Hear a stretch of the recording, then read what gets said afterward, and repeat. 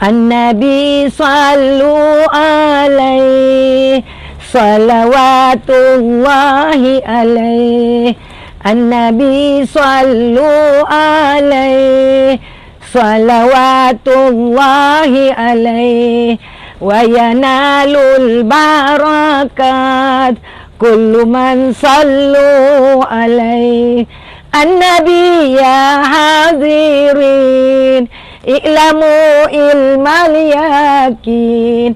An-Nabi ya hadirin i'lamu ilmal yakin. Anna rabbal alamin faradat salawat alaih. An-Nabi sallu alaih salawatullahi alaih. An-Nabi sallu alaihi salawatullahi alaihi. Wa yanalul barakat kullu man sallu alaihi. Assalamualaikum warahmatullahi wabarakatuh. Alhamdulillahi rabbil alamin. Allahumma salli ala nuril anwar wa sirril asrar wa tiryagil agyar wa miftahi babil yasar Sayyidina Muhammadinil Muhtar wa alihil athar wa ashabihil ahyar adada ni'amillahi wa ifdalih. Amma ba'du. Pemirsa Gamalama TV yang insya Allah dimuliakan oleh Allah Subhanahu wa Ta'ala, di malam 10 hari malam terakhir bulan Ramadan yang penuh rahmat dan mubarak ini, saya akan membawakan judul Ibu sebagai bendahara keluarga yang baik. Tetapi marilah kita memanjatkan puji dan syukur kehadirat Allah Subhanahu wa Ta'ala atas banyak limpahan rahmat, kesehatan, kekuatan, kesempatan yang paling utama, nikmat Islam dan iman yang ada pada diri kita, sehingga alhamdulillah kita bisa membagi ilmu yang bermanfaat untuk kehidupan kita kelak. Salawat dan salam senantiasa kita haturkan kepada junjungan kita Sayyidil Mursalin, Hataman Nabiin, baginda Rasul sallallahu alaihi wasallam. Semoga apa yang kita laksanakan dinilai sebagai ibadah di hadapan Allah Subhanahu wa Ta'ala, dan insya Allah ilmu yang kita saling memberikan ilmu insya Allah bermanfaat untuk kehidupan kita kelak.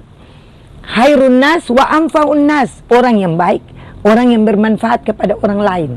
Sesuai judul ini, yaitu ibu sebagai bendahara keluarga yang baik, maka saya ingin sampaikan dulu, al-ummu madrasatul ula. Ibu adalah pendidik pertama dan utama dalam kehidupan keluarga maupun masyarakat. Apa yang dilaksanakan oleh ibu menjadi contoh yang baik untuk anak-anak. Bila ibu tidak menjadi contoh yang baik, anak pun tidak akan menjadi yang baik, ya. Kalau ibu yang selalu yang buruk, ya, yang salah di mata anak-anak, maka anak-anak tidak akan menghormati kita, menghargai kita sebagai orang tua yang baik, ya. Menyangkut judul ibu sebagai bendahara keluarga yang baik, peran ibu sangat penting, ya, seperti mengatur pengeluaran, menghemat dan menyusun anggaran, sehingga insya Allah anggaran itu tercukupi untuk keluarga, terutama sekolahnya anak-anak, pendidikannya anak-anak, kesehatannya anak-anak, dan lain-lain. Juga ibu harus memiliki kualitas, ya, kejujuran, ya, teliti, ya, bijaksana dalam mengelola keuangan keluarga. Juga ibu harus bisa mengatur pengeluaran, seperti memprioritaskan kebutuhan pokok, apa yang diprioritaskan, apa yang harus kita utamakan dulu, ya, sehingga menghindari pemborosan. Kalau kita tidak ada rencana yang matang, maka nanti keluarga kita tidak tercukupi dengan kebutuhannya. Jadi itu diperlukan ibu harus betul-betul teliti mengatur keuangan dengan baik, perencanaan yang baik, sehingga untuk anak-anak punya sekolah boleh, untuk kesehatan juga masih boleh. Kalau anak ada sakit, ada kurang apa, bisa ada anggarannya. Jadi harus menabung, ibu-ibu, jangan semua pemborosan. dalam kehidupan ini harus lihat ke bawah. Kalau lihat ke bawah, kita bersyukur bahwa orang lain susah, kita masih lebih baik. Kalau lihat ke atas, berarti tidak cukup terus ya. Kita rasa kekurangan terus. Kita rasa, kita ini kurang terus, tidak mencukupi kebutuhan kita. Karena kita selalu lihat ke atas, menjadi saingan ya, antara kita dengan orang lain. Terus menghemat, tadi saya bilang menghemat, menabung ya untuk masa depan keluarga, masa depan anak-anak ya, pendidikan anak, kesehatan anak dan lain-lain. Itu harus diprioritaskan. Jadi jangan kita membelanjakan keuangan kita sesuai dengan hati kita, tetapi harus sesuai dengan kebutuhan kita, sesuai dengan apa yang kita perlukan saja, sehingga keuangan masih tetap stabil, keuangan masih tetap bisa berjalan dengan baik untuk kebutuhan anak, kebutuhan keluarga, dan insya Allah kita bisa bersedekah. Terutama di bulan Ramadan yang penuh rahmat dan berkah ini, kita bersedekah, Allah tambahkan kita rezeki, Allah mudahkan kita punya urusan, dan insya Allah hidup kita, rezeki kita, rahmat kita penuh rahmat dan berkah. Itu yang kita harapkan, semoga insya Allah menjadi catatan amal. Dan mari kita komunikasi dengan suami tentang kebutuhan kita, karena suami, keluarga merupakan unit terkecil di masyarakat ya. Ada suami, ada anak. Sebelum kita mau menentukan sesuatu, mari kita berdialog, berkoordinasi dengan suami sehingga mencari solusi yang baik ya, bahwa kebutuhan ini kita perlu tidak, Pak, ini perlu tidak. Kalau belum diprioritaskan, kita ambil untuk yang lebih diutamakan, yang lebih untuk prioritaskan untuk kehidupan keluarga ya, untuk kebutuhan hari-hari ya, untuk kesehatan anak, pokoknya untuk semua, sehingga keuangan tetap stabil, perencanaan tetap matang untuk mengelola keuangan yang lebih baik. Ibu harus melaksanakan ini dengan baik.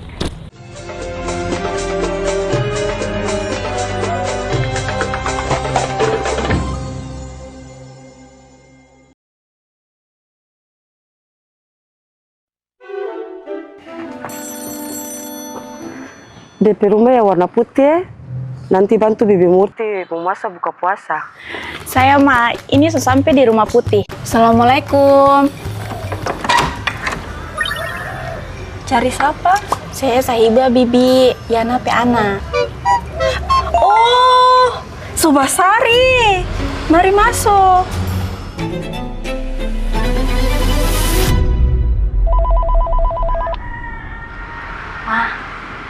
Macam ini di rumah siram kah? Rasa macam ada angin-angin begitu. Yang perasaan saya itu.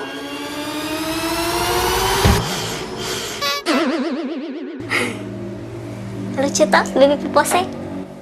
Mari Tongki memasak. Halo, Ma ikan belum balik. Ikan ada mahal. Dong bilang ada musim ombak. Alah, kau bagaimana? Mau ganti ayam sudah? Tenang, ada stok ikan beku. Bersihkan ikan dahulu, simpan di dalam wadah kedap udara, bekukan di suhu minus 18 derajat Celcius. Jangan dibekukan ulang setelah dicairkan. Mau dipakai ikan beku? Itu tak sehat. Ikan beku itu tetap bergizi, Ma. Kandungan proteinnya tetap terjaga kalau dibekukan dengan benar. Ini mama sudah sampai, tapi pintu terkunci. Bibi Murti kunci pintu? Murti? Saya bukan Murti. Kalau Murti perumah di sebelah ulang. Murti, buka pintu. Musim ombak bisa memengaruhi pasokan ikan segar dan harga. Memilih ikan beku yang disimpan dengan benar, kita tetap bisa memenuhi kebutuhan protein keluarga. Diversifikasi pangan adalah langkah bijak untuk menjaga ketahanan pangan dan membantu pengendalian inflasi. Assalamualaikum warahmatullahi wabarakatuh. Bulan Ramadan adalah bulan penuh berkah, saatnya torang tingkatkan ibadah dan kepedulian. Mari torang mulai dari hal sederhana, yaitu belanja dengan bijak. Belilah sesuai kebutuhan, jangan berlebihan, supaya harga tetap stabil dan semua bisa merasakan depan. Orang tua-tua bilang hidup mesti tahu ukur diri. Artinya, gunakan rezeki dengan baik, jangan boros, dan jangan mubazir. Mari kita sambut kemenangan di hari yang fitri. Saya mengajak seluruh masyarakat Maluku Utara, mari kita juga variasikan konsumsi pangan kita dengan sumber pangan lokal dan produk olahan kreatif yang lebih bervariasi dan lebih bernutrisi tinggi, agar inflasi Maluku Utara tetap terkendali. Cuma ternama begitu, muncul kita tahun 78 itu baru pesisir. Makan juga masih Senin Kamis. Itu di era saya ya. Kalau sekarang ini kan berlimpah. Umur 3 tahun, kebetulan almarhum bapak itu kerja di Loloda. Pada saat tes beliau tertahu, cuma mama di rumah. Nah begitu beliau balik, saya langsung bilang, Papa ini saya ada tes ini. Jadi beliau kaget, wah ada tes ya.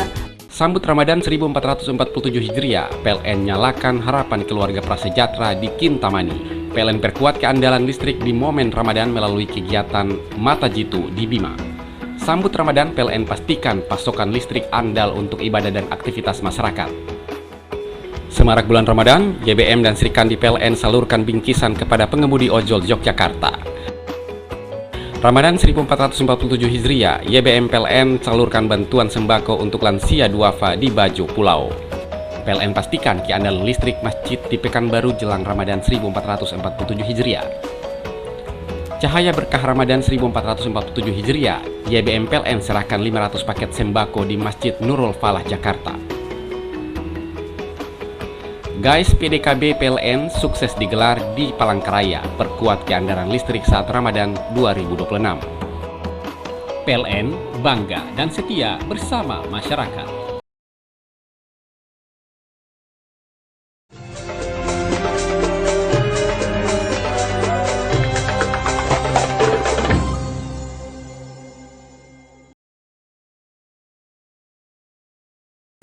Ibu sebagai bendahara keluarga yang baik. Jadi tadi saya sudah sampaikan hal-hal yang menyangkut ibu ya, untuk pendidikan, kesehatan anak, sehingga kebutuhan itu bisa tercukupi. Jadi kalau boleh kita membuat perincian anggaran yang kita perlukan, sehingga yang kita bisa prioritaskan yang mana ya. Ini misalnya pendidikan anak harus kita perlukan. Misalnya ada mesti membayar uang kuliah, bayar uang sekolah dan lain, kita harus prioritaskan karena itu juga untuk masa depan mereka ya. Terus mari kita orang tua terutama ibu berikan pendidikan keuangan untuk anak-anak kita. Bisa mendidik anak cara pentingnya keuangan bagaimana, seperti menghemat, menabung ya, mengelola uang. Jadi mereka tidak boros. Misalnya uang jajan harus sekian, jangan, sesuai kebutuhan mereka ya. Yang penting mengajar kepada mereka untuk bisa menabung untuk masa depan mereka, sehingga masa depan mereka selalu cerah, masa depan mereka terus ke depan gemilang. Karena kita tahu bahwa 100 tahun Indonesia merdeka, 1945-2045, anak-anak ini harus menggantikan kita, menggantikan saya ya, menggantikan menjadi gubernur, menjadi wali kota, menjadi wakil gubernur, menjadi pendidik, menjadi pramugari, menjadi guru yang profesional. Pokoknya di lininya masing-masing harus betul-betul mereka laksanakan dengan baik. Jadi untuk mengetahui hal ini, ibu harus menjadi contoh yang baik untuk anak-anak ya. Terus mengatasi masalah keuangan ya, seperti kekurangan uang, ada hutang dan lain-lain, kita juga dahulukan. Tetapi sebaiknya jangan kita berhutang, karena hutang itu beban ya. Hutang itu beban, dan bila kita tidak membayar hutang itu, kita nanti di yaumil mahsyar kita akan dihisab ya. Mari jangan kita kebiasaan berhutang, tapi mari kita kebiasaan untuk diri kita, orang tua maupun anak-anak, bisa menabung untuk masa depan ya. Terus mengoptimalkan sumber daya, seperti memanfaatkan waktu ya, memanfaatkan tenaga, sumber daya lainnya ya. Kita harus manfaatkan waktu. Waktu jangan terbuang percuma ya. Al-waktu saif ya, al-waktu itu adalah pedang.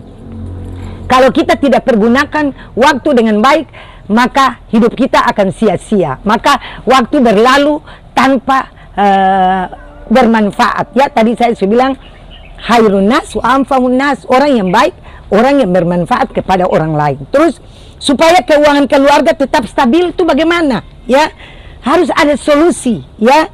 Buat anggaran keluarga. Saya tadi bilang rincikan anggaran realistis, anggaran yang kita perlukan sesuai pendapatan.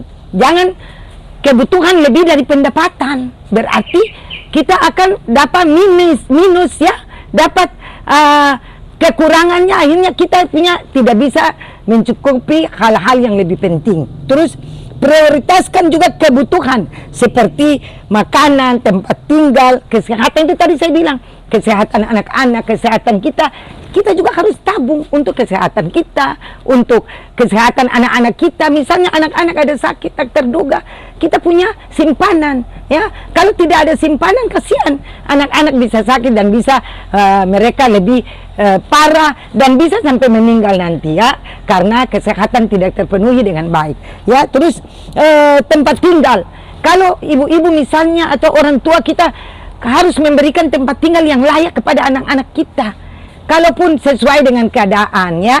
Tapi kalau misalnya kita punya rezeki yang banyak, mari kita upayakan dulu untuk tempat tinggal yang nyaman untuk anak-anak kita, sehingga mereka juga bisa belajar dengan baik, bisa berinteraksi dengan baik ya. Mereka bisa melaksanakan kegiatan-kegiatan lain dengan baik, sehingga mereka tidak rugi, tidak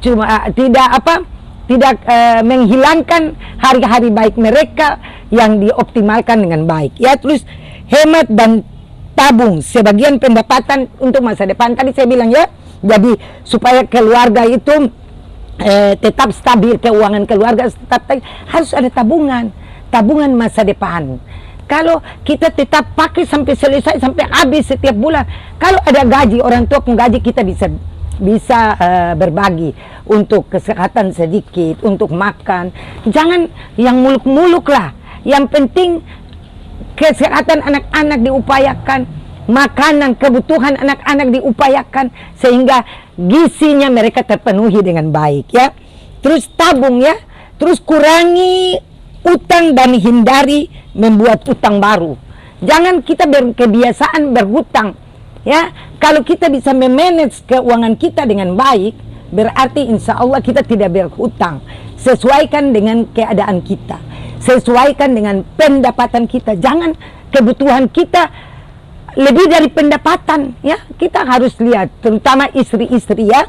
Saya pesankan juga untuk saya ya, untuk kita istri-istri, kita melihat sesuai kemampuan suami kita. Jangan kita paksakan suami kita ya. Pak, di sebelah rumah itu ada baru beli televisi, berapa, masa kita belum?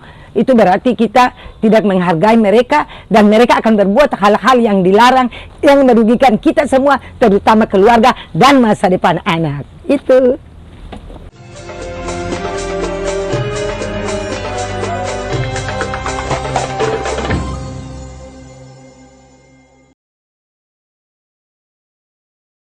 Sambut Ramadan 1447 Hijriah, PLN nyalakan harapan keluarga prasejahtera di Kintamani. PLN perkuat keandalan listrik di momen Ramadan melalui kegiatan Mata Jitu di Bima. Sambut Ramadan, PLN pastikan pasokan listrik andal untuk ibadah dan aktivitas masyarakat. Semarak bulan Ramadan, GBM dan Srikandi PLN salurkan bingkisan kepada pengemudi ojol Yogyakarta. Ramadan 1447 Hijriah, YBM PLN salurkan bantuan sembako untuk lansia duafa di Bajo Pulau. PLN pastikan keandalan listrik masjid di Pekanbaru jelang Ramadan 1447 Hijriah. Cahaya berkah Ramadan 1447 Hijriah, YBM PLN serahkan 500 paket sembako di Masjid Nurul Falah, Jakarta. Guys, PDKB PLN sukses digelar di Palangkaraya, perkuat keandalan listrik saat Ramadan 2026. PLN bangga dan setia bersama masyarakat. Cuma ternama begitu. Muncul kita tahun 78 itu baru persiter. Makan juga masih Senin Kamis. Itu di era saya. Kalau sekarang ini kan berlimpah. Umur 3 tahun, kebetulan almarhum bapak itu kerja di Loloda. Pada saat tes beliau tertahu, cuma mama di rumah. Nah begitu beliau balik, saya langsung bilang, Papa ini saya ada tes ini. Jadi beliau kaget, wah ada tes ya. Ini untuk menjawab tanggapan publik terkait pekerjaan yang Ini ditegaskan Kepala Dinas PUPR Kota Ternate Rusan Muhammad Nur Taib. Pernyataan ini juga untuk Ke informasi selanjutnya, pemirsa, pemerintah Provinsi Maluku Utara kejelasan dana bantuan 3,7 triliun rupiah yang akan digunakan untuk pembangunan Sofifi masih menjadi tanda tanya. Peserta belia ini sukses menjalankan tugasnya dalam upacara. Kepala SD Katolik Santa Tresia Titus Rahael dalam amanat upacaranya mengingatkan akan pentingnya disiplin. Komisi 1 DPR RI lakukan rapat dengar pendapat tentang penyiaran di Maluku Utara. Tingginya biaya sewa MUX akan dibicarakan kembali dengan penyedia MUX dan pemerintah agar TV lokal bisa dibantu dengan berbagai kemudahan.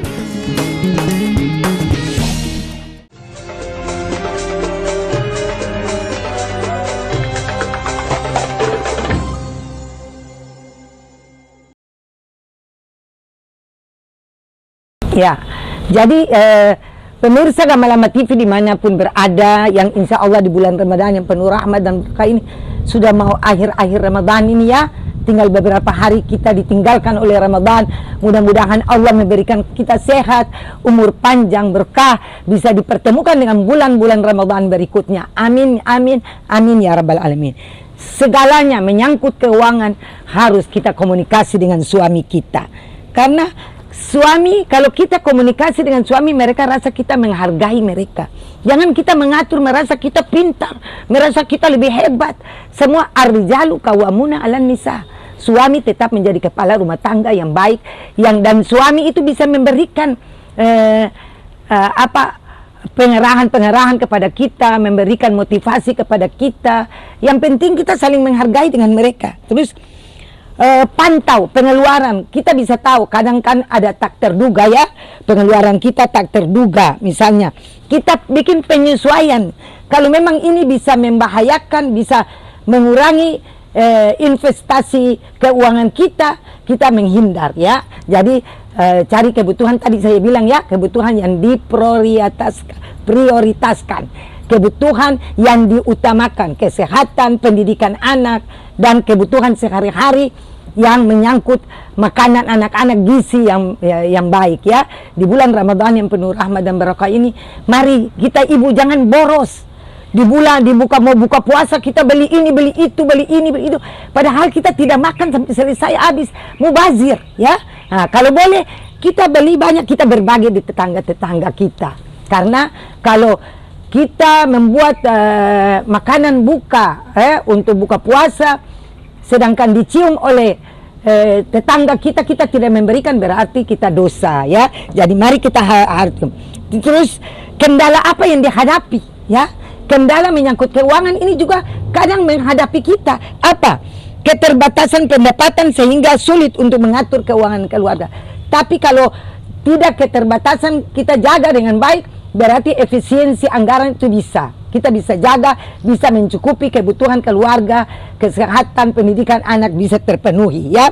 Terus pengeluaran yang tidak terduga, saya bilang kadang ada pengeluaran yang tidak terduga, setidaknya kita harus ada tabung, sehingga bila ada pengeluaran yang tak terduga yang keluar, kita bisa mengatasinya ya.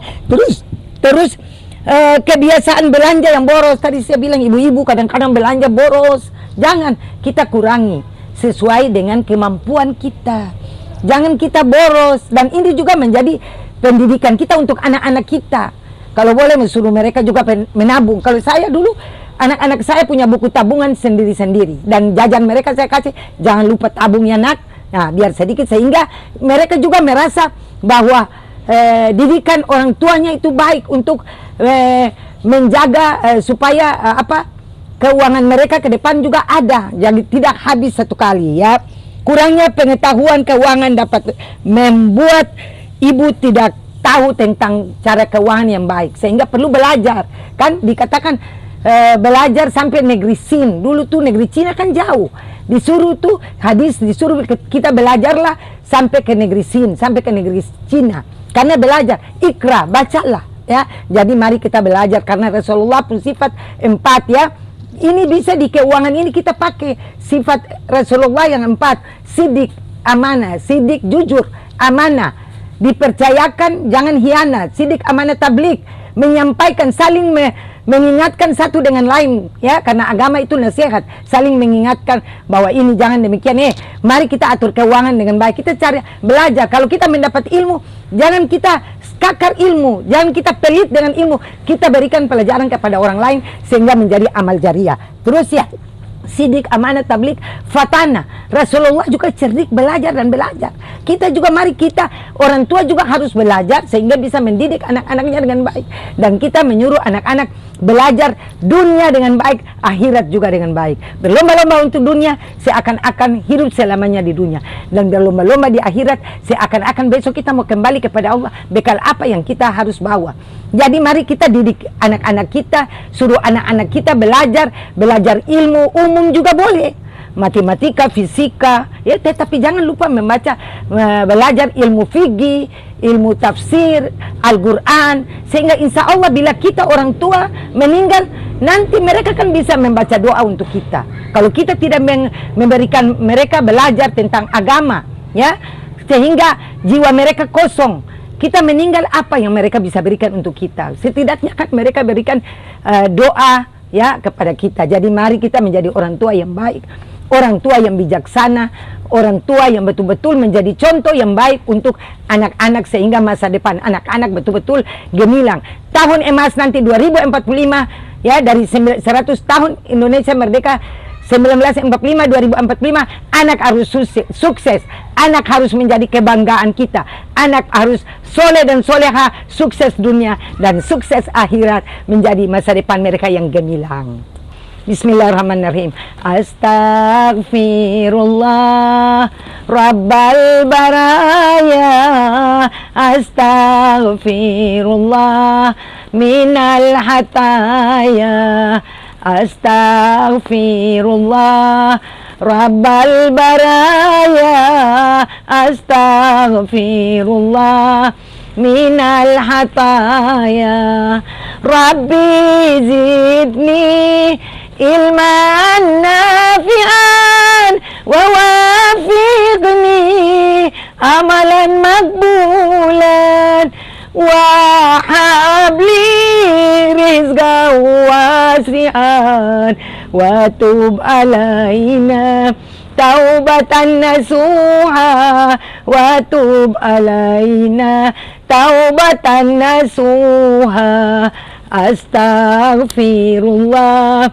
Rabbal baraya, astaghfirullah minal hataya, astaghfirullah Rabbal baraya, astaghfirullah minal hataya. Semoga Allah mengampuni dosa-dosa kita yang sekarang dan yang lalu dan yang nanti. Semoga kita bersih dari noda dan dosa.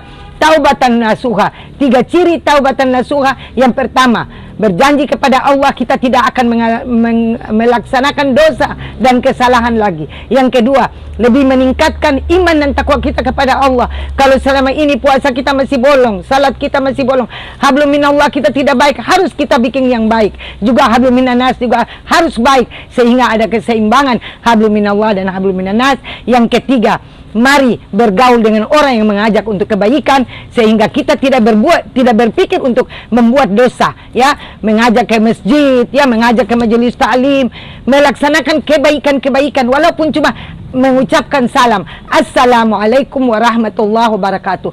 Keselamatan, rahmat dan kasih sayang Allah dan keberkahan Allah tercurah untuk kita semua. Terima kasih. Wallahu musta'an, wallahu muwaffiq ila aqwamit thariq, wabillahi taufiq wal hidayah waridha wal inayah. Wassalamualaikum warahmatullahi wabarakatuh.